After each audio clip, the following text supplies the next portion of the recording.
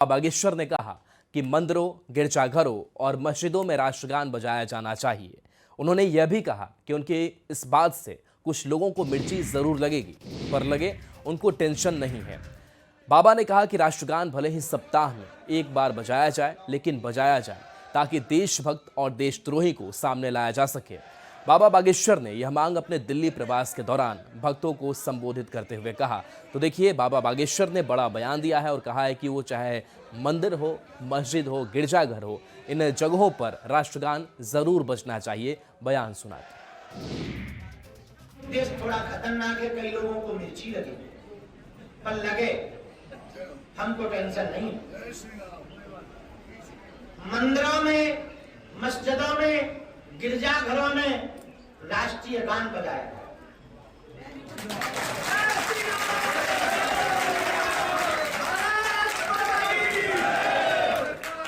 भले ही सप्ताह में एक दिन बजाया जाए, लेकिन बजाया जाए ताकि देशभक्त, देशद्रोही सामने लाया जाए।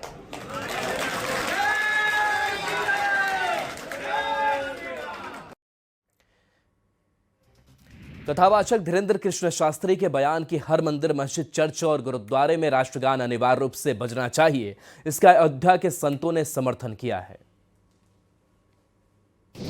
जो बागेश्वर धाम सरकार के पीठाधीश्वर धीरेन्द्र कृष्ण शास्त्री जी ने मांग किया है कि चाहे मंदिर हो, चाहे मस्जिद हो, चाहे गुरुद्वारा हो, चाहे चर्च हो, जो भी धार्मिक स्थल हैं, वहाँ पर सप्ताह में एक दिन राष्ट्रगान बजना चाहिए। तो बिल्कुल बजना चाहिए, क्योंकि ऐसा अगर आप नहीं करते हैं तो आप समाज को एक संदेश राष्ट्रीयता का नहीं, संपूर्ण रूप से समर्थन है। पंडित धीरेन्द्र कृष्ण शास्त्री जो कह रहे हैं ये कोई नई बात नहीं है।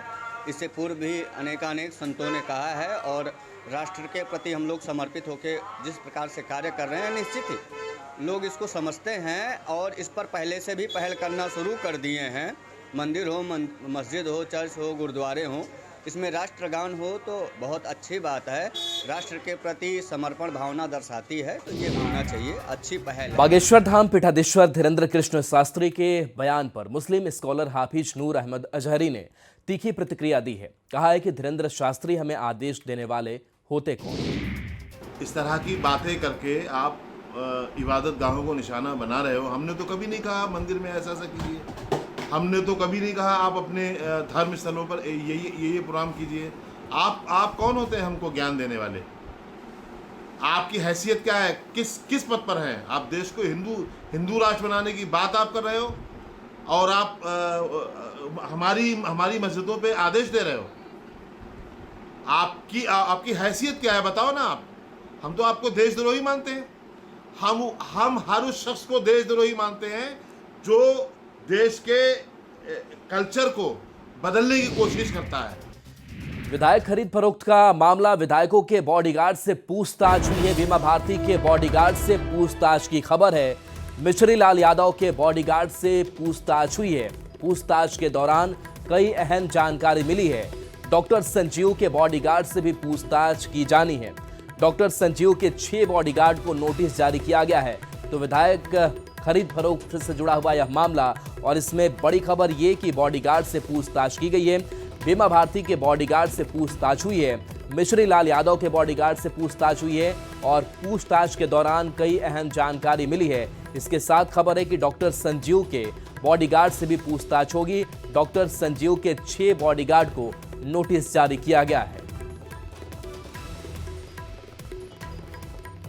अमित हमारे साथ है, न्यूज 18 संवाददाता फोन लाइन पर। अमित, बॉडीगार्ड से पूछताछ, अपडेट क्या फिलहाल इस मामले पर? देखिए, जो विधायक खरीद फरोख्त मामला था, नीतीश सरकार को स्थिर करने की जो कवायद थी, उसमें विधायकों से पूछताछ हुई। उस केस से जुड़े हुए जो अन्य लोग थे उनसे पूछताछ हुई। ड्राइवर से पूछताछ ईओयू ने किया था, और अब जो बॉडीगार्ड्स हैं विधायकों के, उनसे पूछताछ शुरू हो चुकी है। और 2 विधायक हैं, एक पूर्व विधायक बीमा भारती, उनके 2 बॉडीगार्ड से पूछताछ किया है ईओयू ने, और दूसरे जो विधायक है बीजेपी के मिश्री लाल यादव, उनके बॉडीगार्ड से भी पूछताछ किया है ईओयू ने। जो ईओयू के जो आधिकारिक सोर्सेज हैं हमारे, उनसे जो जानकारी मिली है उसके मुताबिक विधायकों ने कई राज जो है वो उसके पर्दाफाश किया है। विधायकों ने जो जानकारी दी थी, चाहे मिश्री लाल यादव की बात कर लें, या फिर पूर्व विधायक बीमा भारती की बात कर ले, तो इन लोगों ने जो जानकारी दी थी आर्थिक अपराध इकाई की टीम को, उसमें कई भिन्नता यानी कि कई जो है वो बातें जो है वो बदली हुई नजर आई ईओयू को। और ईओयू ने यह भी पूछा कि मिश्रीलाल यादव ने कहा था कि वो पूजा करने गए थे रजरप्पा और इलाज कराने गए थे रांची, तो विधायकों ने उससे भी जुड़ी हुई जानकारी दी है कि वो कब कहाँ गए थे, किसके संपर्क में थे। और अब इस मामले में जो प्रवक्ता के विधायक हैं डॉक्टर संजीव, उनके बॉडीगार्ड जो है 6 बॉडीगार्ड्स हैं उनके पास, और उनको नोटिस भेजा गया है, 6 बॉडीगार्ड्स को नोटिस भेजा गया है और उनसे सोमवार को पूछताछ होगी। तो कुल मिला के कह सकते हैं कि 10 सरकारी गवाह जो हैं, वो चाहे पूर्व विधायक बीमा भारती के 2 बॉडीगार्ड हो, मिश्रीलाल यादव के 2 बॉडीगार्ड हो, और 6 बॉडीगार्ड जो हैं वो डॉक्टर संजीव के हैं उनके, तो 6 सरकारी गवाह हैं। और इन सभी के बयानों को लेने के बाद आर्थिक अपराध इकाई जो है वो नतीजे पे पहुंचेगी और उसी बयान के आधार पर आगे फिर से हो सके फर्दर तो पूछताछ जो है इन विधायकों से, पूर्व विधायकों से फिर से करेगी ईओयू कि आपने जो बातें बताई थी वो गलत क्यों बताया, आपके बॉडीगार्ड्स ने ये कहा, आपने दूसरी बातें बताई, तो भिन्नताएं जो है उसको लेकर के हो सके तो एक बार फिर से पूछताछ हो और फिर नतीजे पे पहुंचने के बाद आर्थिक अपराध इकाई जो है वो इस मामले को लेकर के कोर्ट में चार्जशीट दाखिल करेगी। फिर मामला कोर्ट पहुंचेगा और कोर्ट का क्या होता है रुख, वो देखना बेहद महत्वपूर्ण होगा। लेकिन अभी तक की बात की जाए तो विधायक खरीद फरोख्त मामले में आर्थिक अपराध इकाई जो है वो काफी तेजी के साथ, तेज गति के साथ जो है वो अपना अनुसंधान आगे की दिशा में बढ़ा रही है। साक्ष्य और सबूत जो है उसके आधार पर ये इंक्वायरी कर रही है। जी चलिए, शुक्रिया अमित इस अपडेट के लिए आपका। देश की राजधानी दिल्ली में इन दिनों हाल बेहाल है। बारिश और बाढ़ की वजह से दिल्ली की हालत खराब है। यमुना नदी का जलस्तर खतरनाक स्तर तक बढ़ गया है, जिससे दिल्ली के निचले इलाके पूरी तरह से जलमग्न हो गए हैं। अब यमुना का पानी दिल्ली सचिवालय की चौखट तक पहुंच गया है। दिल्ली में यमुना नदी का जलस्तर लगातार बढ़ रहा है। पानी का स्तर 207.48 मीटर तक पहुंच चुका है। मयूर विहार में भी बाढ़ के पानी की एंट्री हो चुकी है। बाढ़ से प्रभावित लोगों के लिए कैंप बनाए गए हैं। यमुना नदी का जलस्तर खतरे के निशान को पार कर चुका है। नोएडा के अंदरूनी इलाकों में करीब 5 फीट तक बाढ़ का पानी घुस गया है। ओखला बैराज से अब तक 2,35,000 क्यूसेक पानी छोड़ा जा चुका है। 500 से 700 फार्म हाउस पानी की चपेट में आ गए हैं। बाढ़ के पानी में फंसे लोगों को ट्रैक्टर की मदद से निकाला जा रहा है। जम्मू बड़गाम में उस वक्त हड़कंप मच गया जब झेलम नदी का तटबंध टूटने के साथ कई गांव में बाढ़ का पानी आ गया। जूनीपोरा गांव में भी उस वक्त अफरा तफरी मच गई जब अचानक यहां बाढ़ का पानी उनके घरों में घुस आया। रातों रात यहां रेस्क्यू ऑपरेशन चलाया गया। आनंद फानन में लोगों को सुरक्षित जगहों पर पहुंचाया गया। अभी भी राहत और बचाव कार्य यहां जारी है। अधिकारियों के अनुसार तटबंध में दरार के बाद शालीना, रागशालीना और बागी शाकिर शाह गांव जलमग्न हो गए हैं। आसपास के जो और गांव है वहां भी बाढ़ की आशंका है, जिसके चलते यहां से लोगों को सुरक्षित जगहों पर भेजा जा रहा है। इससे पहले तड़के शालीनाना, रागशालीना और बागी शाकिर शाह गांव में भी बाढ़ आ गई।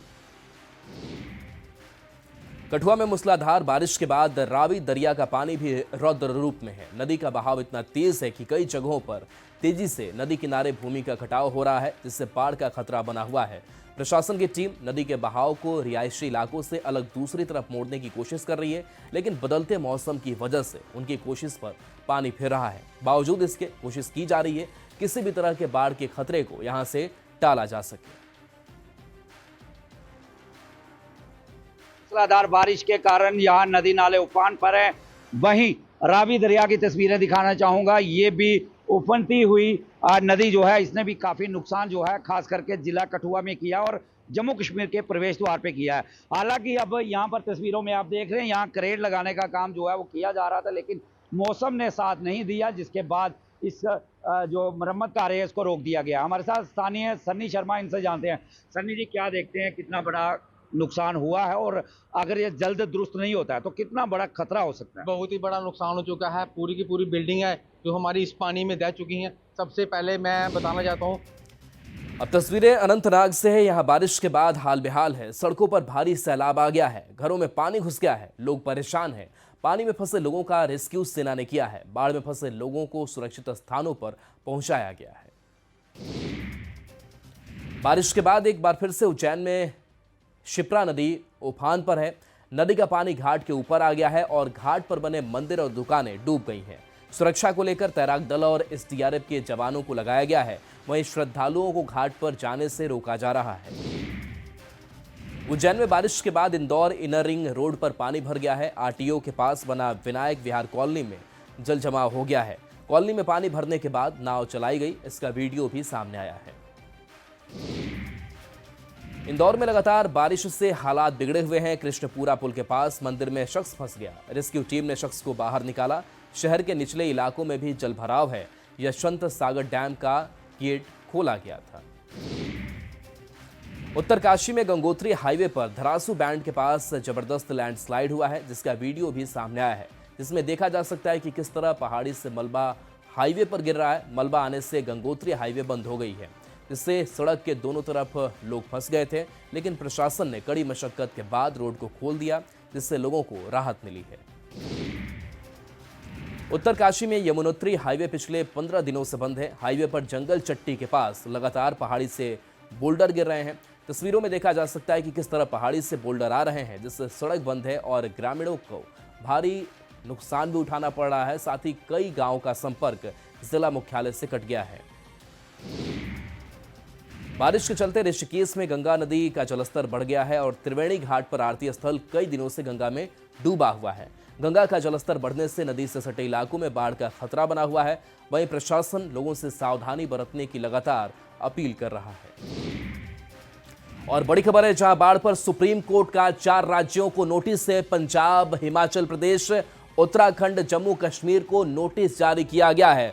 सुप्रीम कोर्ट ने अवैध पेड़ कटाई पर अपनी चिंता जाहिर की है और सीजेआई का यह कहना है कि बाढ़ की स्थिति बहुत गंभीर है, ये मुद्दा बहुत गंभीर है।